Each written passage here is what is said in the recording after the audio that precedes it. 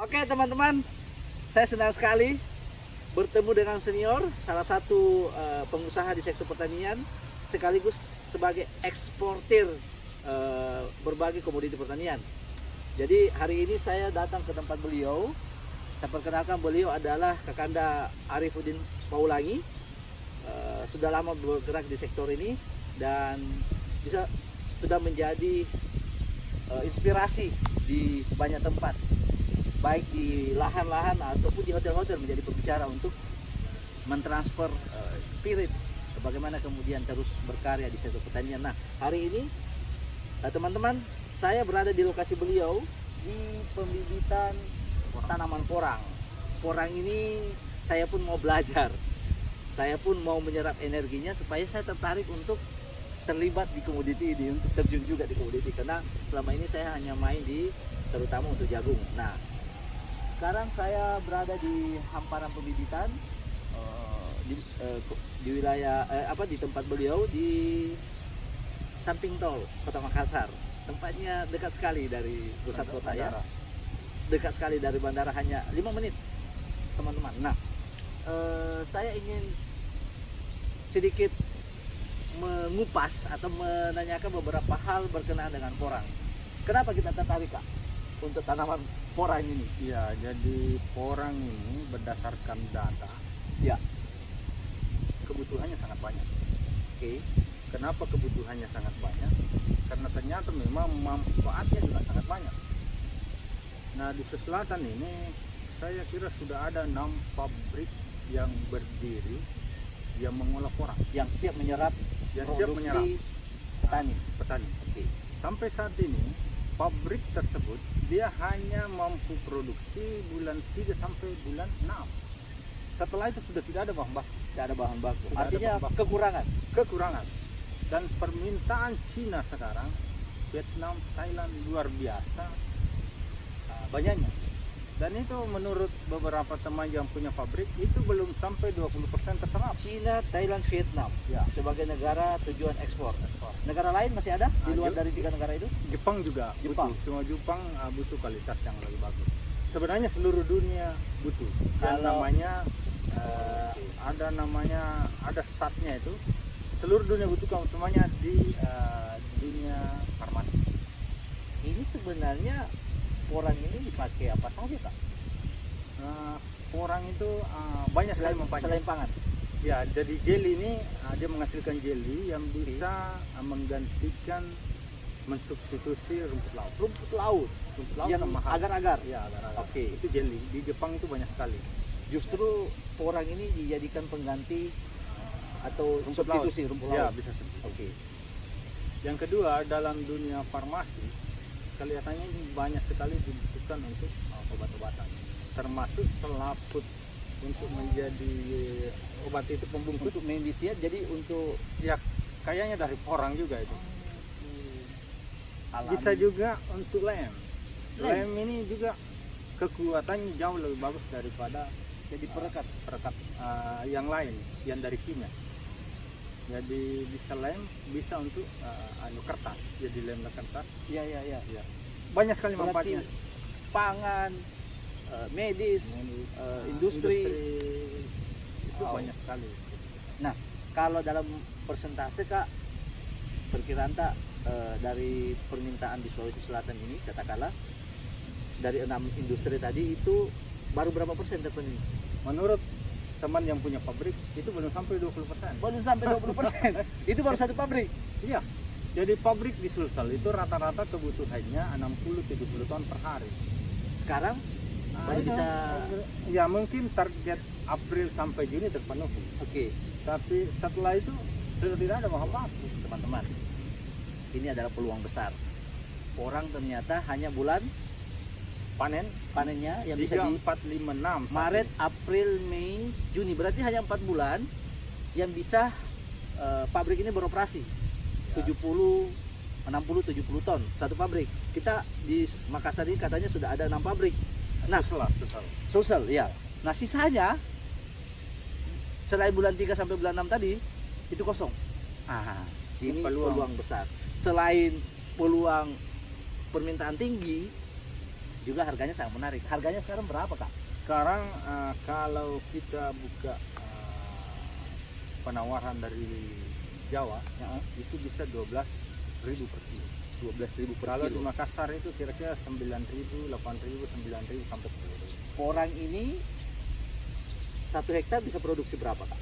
Bisa produksi kalau Produktivitas. Ya, kita tanam dari umbi. Ya. Ini kan ada 4 jenis Jenis bibit.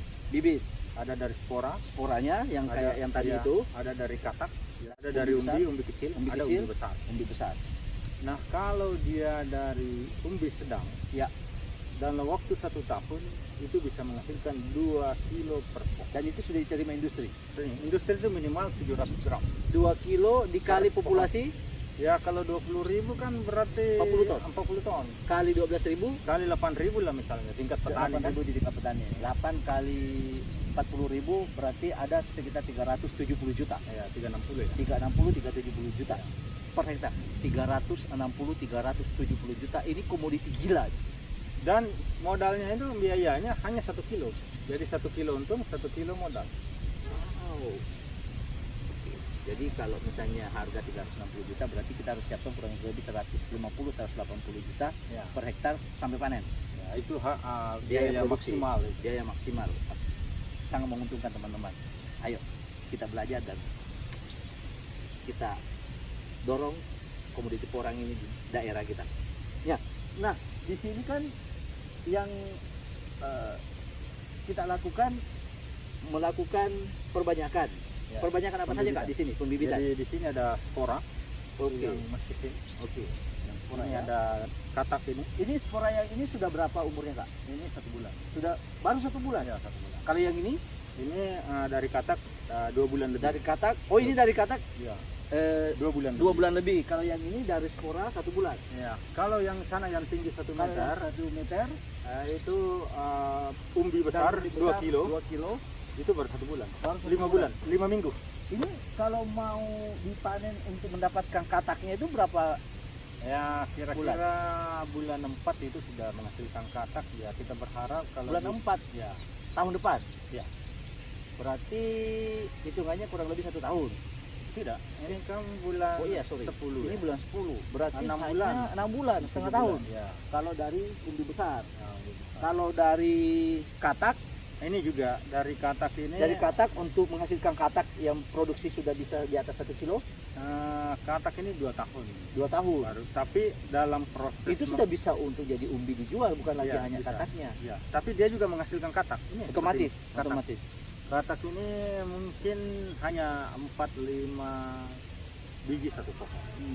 Tapi kalau umbi besar ditanam bisa menghasilkan mungkin 300 gram. Berarti kalau misalnya hasilnya 2 kilo per pohon, ada sekitar 4-5 umbi yang jadi Tidak, hanya satu satu saja umbi. umbi, tapi yang kataknya ini Yang katanya bisa 4-5.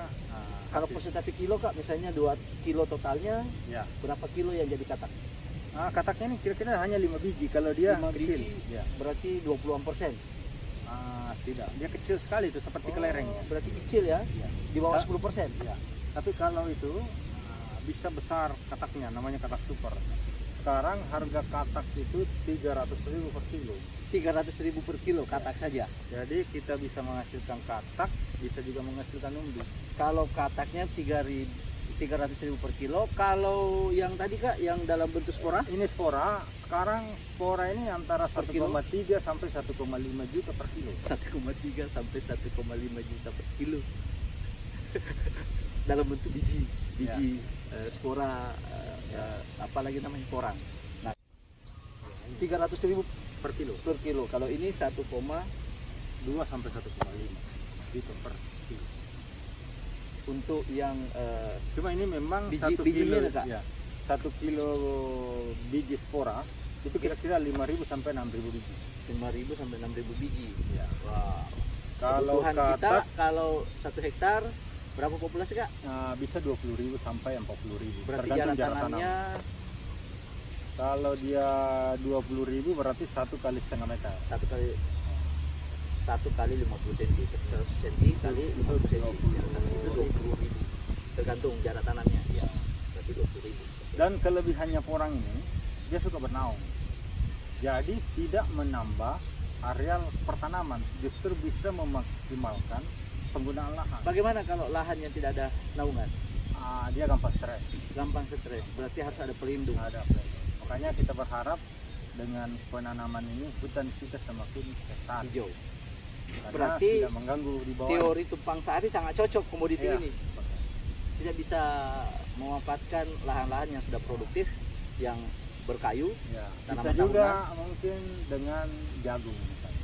Ya, sehingga jagung dengan ini ya Bisa jagung kira-kira. Saya lagi coba ini jagung, mudah-mudahan minggu depan sudah Tapi naik. jagung kan lahan terbuka. Maka itu lahan terbuka, Ya, sawah, kita tanam jagung dulu, Ya. baru antaranya tanam korang. Dan itu sudah ada beberapa teman yang lakukan dan kelihatannya hasilnya bagus.